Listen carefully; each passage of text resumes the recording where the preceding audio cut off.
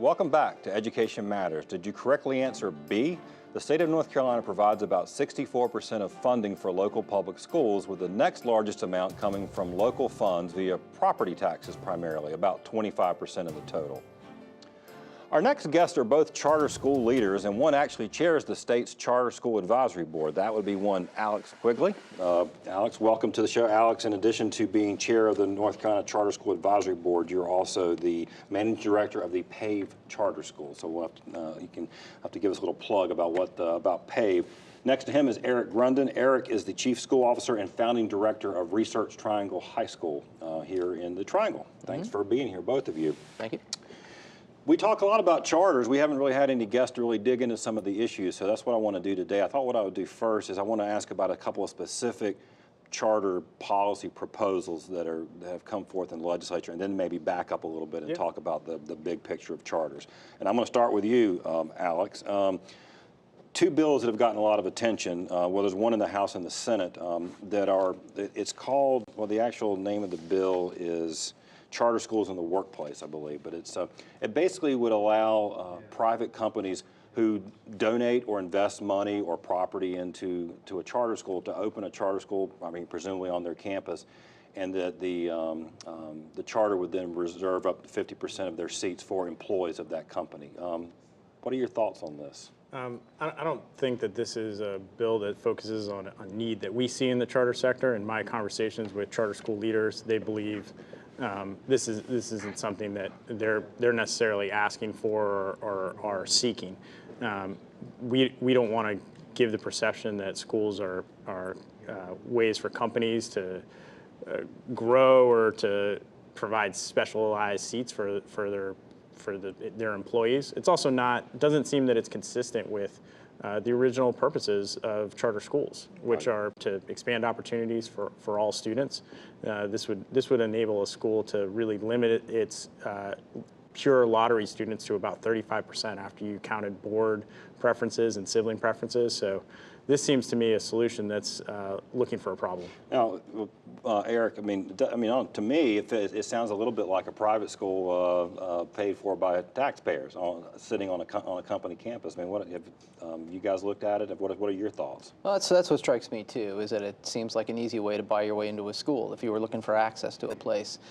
Personally, at our school, we have a lot of private partnerships. We have a lot of corporate donors, especially where we are in RTP, and that was a big reason why we opened our school, was to make those kind of connections. But we would never have imagined or wanted to think that we would offer some kind of special concession to those donors. Right, right.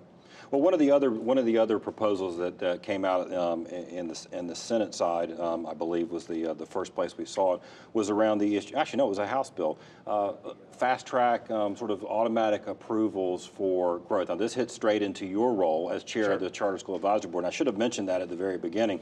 I mean, this is a state board that really does kind of provide.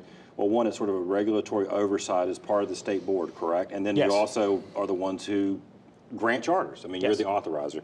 So, but this would be a bill that would basically say that charters, I think it was at 1.40, 50%, if they could continue to expand and grow without going back to the state for express approval. Right.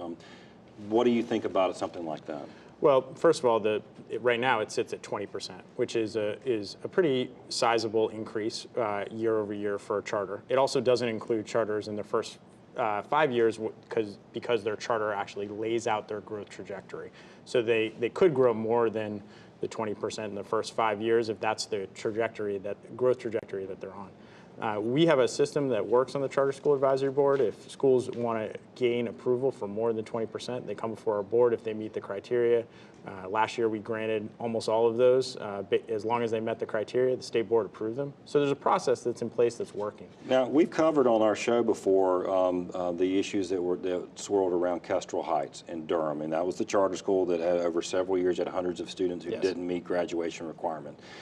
I mean, how'd that happen? I mean, is this something, does this speak to the fact that we need more oversight? I guess, how do we make sure that it doesn't happen, that other parents don't have all of a sudden find their child isn't really getting what they thought they were getting? Well, one, I think that this is a situation that it's something that's probably we know it's happened in a traditional public school districts as well. But obviously, Kestrel is a charter school, so we're the ones that are going to hold them accountable for that.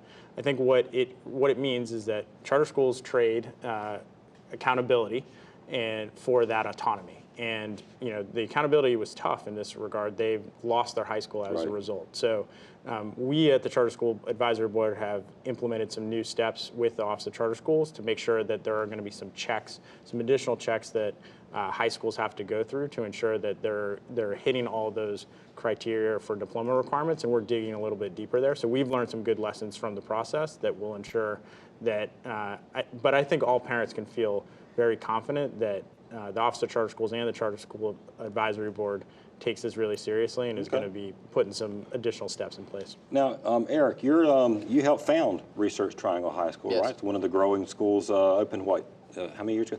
This is our 5th year. 5th year, okay.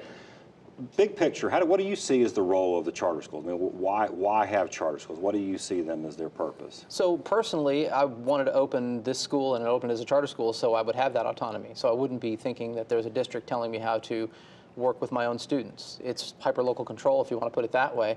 I need to make decisions and want to be able to make decisions that affect my students directly in the most effective way. That is what I think charter schools provide, is a way to offer that more selective assistance to your students, being able to make those kind of local decisions. Charter schools also innovate, and one of the things that we do at our school is we're trying very, very hard to implement new and different ways of educating. We're working in personalized learning now and trying to encourage more schools to adopt that. We were a BYOD school 5 years ago when we first opened, a one-to-one computing environment.